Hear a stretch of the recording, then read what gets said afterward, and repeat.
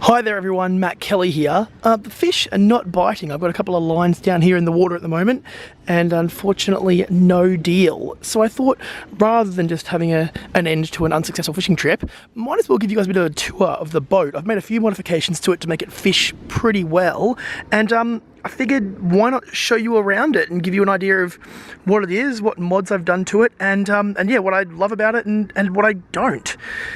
I'll start with the hull itself. It's a 3.7 metre CJ aluminium or aluminum tinny.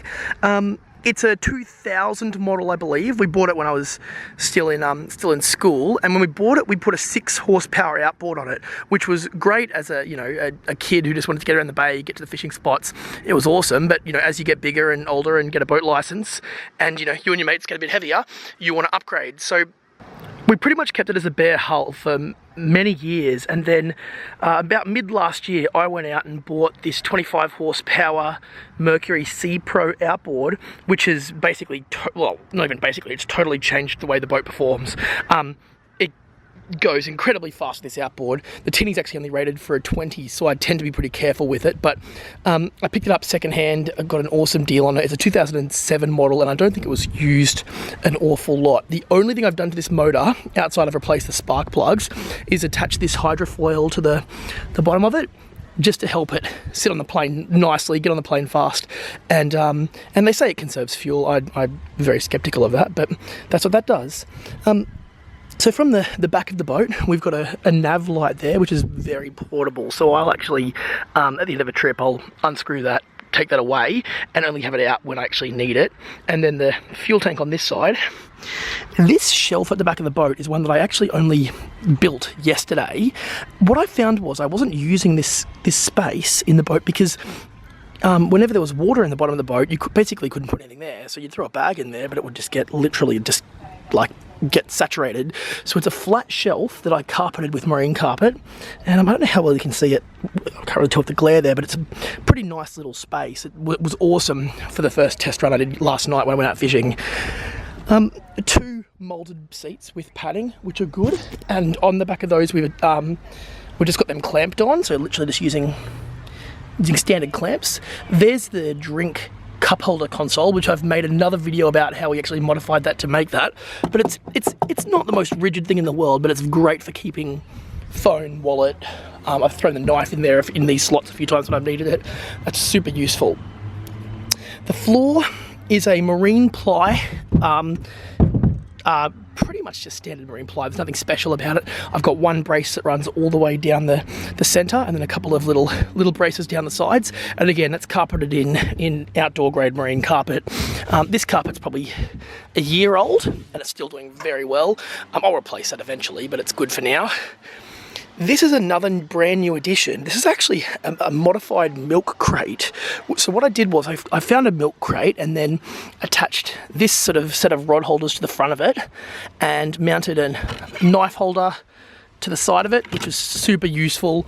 I'm just shoving the pliers there. I need to make some kind of contraption to hold them. And then right now I've just been keeping the net and gaff in the other 2 rod holders, mostly because I've got these sort of rocket launcher rod holders on the canopy, and also another rod holder at the back of the boat. Oh, nice little mullet jumping. And then another rod holder at the back of the boat. So I've tended to keep these ones here dedicated for the rods. So I've been using this for the gaff and net, mostly because it keeps in the middle of the boat. I always know where they are, and in that moment when you need it, it's easy to grab. Inside, I've got this chopping board, which I absolutely love. It was a present to me for Christmas, but it actually really, really nicely has this cutout in the bottom of it, and it actually mounts onto your bucket. So the idea is you can cut your bait on there. Any liquid drips straight into a bucket rather than onto the floor, which I'm sure many people are used to experiencing. In here I've also got a small sample of hard body lures, and this is sort of my grab and go tackle box, which is four shelves in that, which is pretty useful. And then on the other side of that, I've got, at the moment, I've got the clamps here, just literally just attached like that, so I can grab them at any moment and use them. That's a brand new addition. You saw them in a recent video, but they're still very new. And then I've just got a pair of gloves on here, just literally hanging over a bolt. I bought these new carabiners though, so I'm going to find a way to modify those on there and have them so that they're easily grabbable but also locked down. When I'm not in the boat or not using this, I actually want to keep the crate in the boat. So what I'll tend to do is I'll take out the gaff, take out the net, I'll grab from this side of the boat, I will grab this, which is actually an outboard motor cover, but this fits really, really nicely over the box, and it ties down around the side. The benefit of that is that it keeps everything in there dry and clean and out of the weather. And at the moment, I think the outboard's going okay, so I'm happy to use that for this purpose, and it means not carrying this out of the boat whenever I'm not here. So that's super useful. The front of the boat, I've got a couple of really, really quite large buckets, which I love, just because you never really know what you're going to get when you're out there, and it's good to have plenty of space.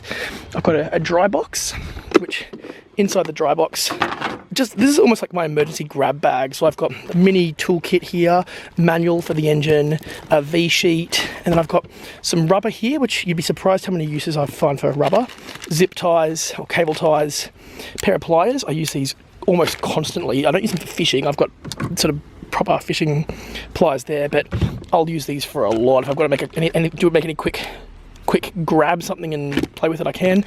And then gaffer tape as well, because if you can't fix it with pliers, zip ties and gaffer tape, then it's probably not worth fixing. And then at the front of the boat, I've got this here. This is a tiller extension.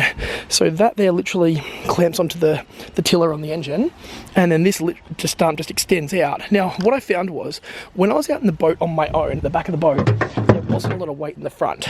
And when it was rough, the front would just bounce off the waves, and you couldn't see over the front of it. And it always meant that you were in a potentially dangerous situation if it picked up. So I got the tiller extension so I can literally sit.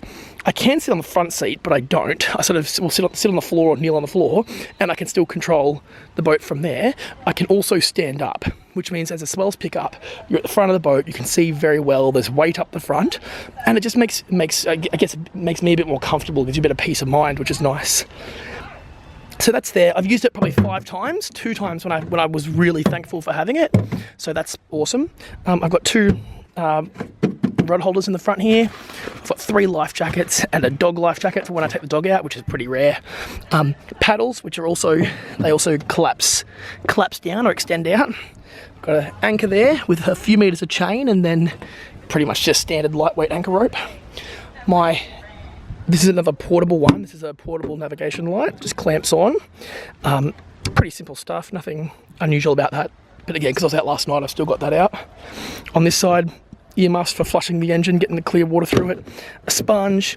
I took looks a bit ratty, but I took a 2-stroke oil container and cut the top off it, sort of on this sort of curve, so that I can use it as a bailing bucket at the back of the boat. It fits nicely in the ridges of the hull, which you can sort of see going that way, and that way I can get all the water out of the boat really easily, which is nice. I've got a pair of gloves in there and a bit of spare rope.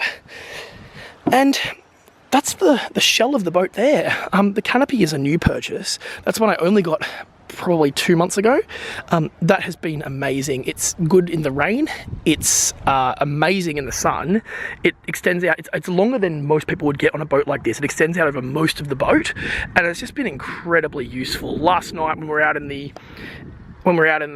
dark, I had a big LED light, and I had that clamped onto the top there, and it literally shone the light over the entire inside of the boat. It was incredibly effective. So I'm a big fan of that, and as I mentioned earlier, sort of slightly modifying these rod holders to fit on here has been awesome.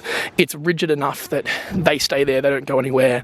It's mostly for under transportation. I probably wouldn't troll lures from there because they're not that robust, but I've got rod holders in the back of the boat for that.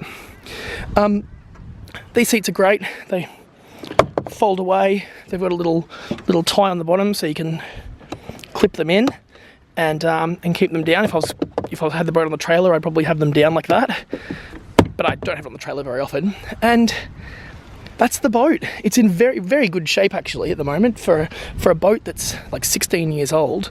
It's doing very, very well. A couple of very small little little dings, and oh, there's plenty of fish jumping at the moment. That's interesting. A couple of small little dings and little notches. There's a little crack there that I've got to get welded up one day, but again, nothing severe. And all in all, I'm really happy with it. So that's the boat you see in basically all of my videos. And yeah, I'm keen to get it out to more places, get on the trailer if I have to, and drive it out and take it further than I could ever drive it in the water. So thanks for watching. If you have any questions or have any recommendations on other things I do to this boat, I would love to hear them. And yeah, as always, like, comment, subscribe, and let me know what you think. Thanks very much, and I'll see you guys soon.